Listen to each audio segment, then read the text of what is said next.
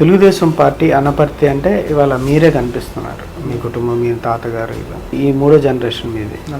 అంత రాజకీయాలు అంటే ఎందుకు అంత ఇష్టం? కపిలేశ్వరపురం జమీందార్ గారితో వారికి ఉన్న సన్నిహిత సంబంధం కానీ, ఎన్టీఆర్ గారు గుర్తించి వారిని పిలిచి సీట్ ఇచ్చారు.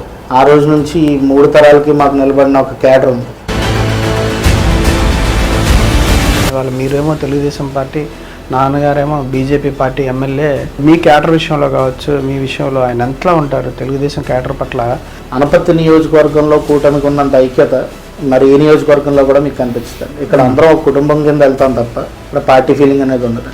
పార్టీలు వేరే అయినప్పటికీ మీకు ఇన్ఛార్జ్ పదవి రాను ముందు కూడా ఎమ్మెల్యే గారి తనయుడు ప్రతి విషయంలో గొడవలకు వెళ్తారు, లేదంటే ఎమ్మెల్యే గారి తనయుడు ప్రతి విషయంలో ముందుకెళ్ళి గొడవ పెట్టుకుంటారని చెప్తూ ఉంటారు. ఏదైతే ఇక్కడ పులవర్తి గ్రామానికి చెందిన పంపన ఆనందరావు, ఆర్ఎస్పేట గ్రామంలో కోటిపల్లి కామాక్షమ్మ గారు, ఆవిడ వైఎస్ఆర్సీపీ నాయకులు పెట్టే టార్చర్ తట్టుకోలేక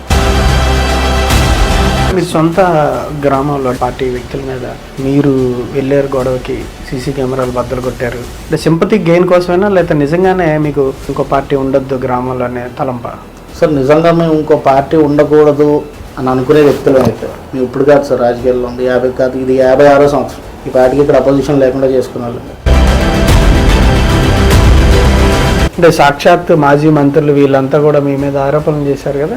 ఏదైతే మాజీ మంత్రులు, మాజీ ఎమ్మెల్యేలు ఇక్కడికి వచ్చి మాట్లాడుతున్నారు, వాళ్ళని గత ప్రభుత్వంలో ఏమేం జరిగినాయో ఒకసారి తెలుసుకుని ఇక్కడికి వచ్చి మాట్లాడితే బాగుంటుంది. 1924 మధ్యలో నాన్నగారు జైలుకు కూడా వెళ్ళారు. ఆ టైంలో మీ పరిస్థితి ఏంటి? ఆ టైంలో నాకు అన్ని విధాలుగా పార్టీ సహకరించింది. పార్టీ తరఫు నుంచి నాకు రావాల్సిన సహాయం పార్టీ తరఫు నుంచి ఇచ్చారు. ఏదైతే పార్టీ పెద్దలు నన్ను మీరు క్యాడర్ విషయంలోకి వచ్చేసరికి గతంలో ఇబ్బందులు పడ్డారు, అధికారం లేదు. ఈసారి క్యాడర్కి ఏ విధంగా అండగా నిలబడుతున్నారు? 19 నుంచి 24 వరకు కష్టపడిన ప్రతి కార్యకర్తకి ఇవాళ తెలుగుదేశం పార్టీలో ఉన్నత స్థానం ఉంది.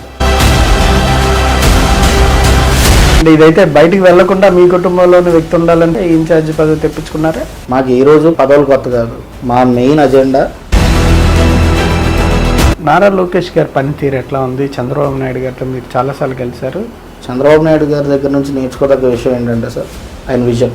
లోకేష్ గారి దగ్గర నుంచి నేర్చుకోదగ్గ విషయం ఏంటంటే పట్టుదల. ఎప్పుడు గెలవని కాన్స్టిట్యున్సీని ఎంచుకుని 2019 ఆయన పోటీ చేసి ఓడిపోయినా. సత్యసూర్యనారాయణ రెడ్డి గారు, మాజీ ఎమ్మెల్యే గారు చాలా ఆరోపణలు చేస్తూ ఉన్నారు. ప్రధానంగా అవినీతికి సంబంధించి మట్టి విషయం ఒకటి, పర్టికులర్గా మిమ్మల్ని కూడా తీసుకొస్తున్నారు, పోక్ చేస్తున్నారు కదా.